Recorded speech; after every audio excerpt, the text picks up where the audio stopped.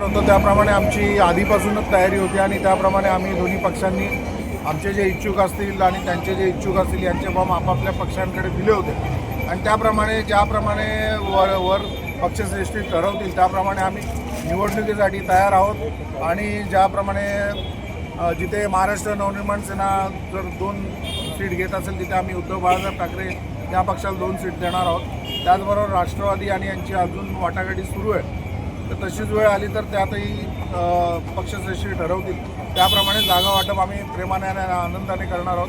कुठेही आम्ही मलाच पाहिजे तिकीट त्याला नाही द्यायचं असा कोणताही आमच्यात वादविवाद नसून ही एक मराठी अस्मितेची लढाई म्हणून आम्ही लढत आहोत. निवडणूक येते जाते पण ही मराठी अस्मितेची लढाई आहे. या लढाईत आम्ही उतरतो आणि एकत्र लढण्याचं आम्ही दोन्ही पक्षांनी ठरवलेलं आहे. मराठी अस्मितेचा मराठी अस्मितेचा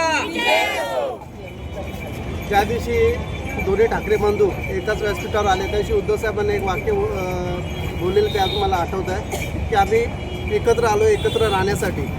त्याचप्रमाणे त्या दिवसापासून युतीची घोषणा कधी होते ही सर्वांचं पूर्ण महाराष्ट्राचं लक्ष त्याच्यावर राहिलं म्हणजे लक्ष होतं की कधी होते.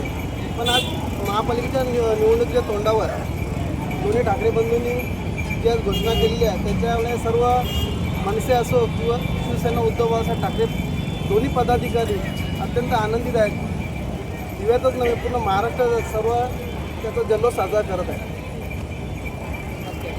तुमची युती झाल्यामुळे नक्कीच तुमची ताकद वाढणार आहे. या संदर्भात दिवेकरांना काय सांगाल? तुम्ही जर विधानसभा आणि लोकसभेचा रिझल्ट बघितला, मतांची आकडेवारी बघितली तर मनसे आणि शिवसेना उद्धव बाळासाहेब ठाकरे आपण 8च्या 8 सीट दिव्यामध्ये काढू शकतो. त्यांच्या 4 आणि आमच्या 4 आणि त्या ताकदीने आम्ही ती ताकद लावणार तिथल्या.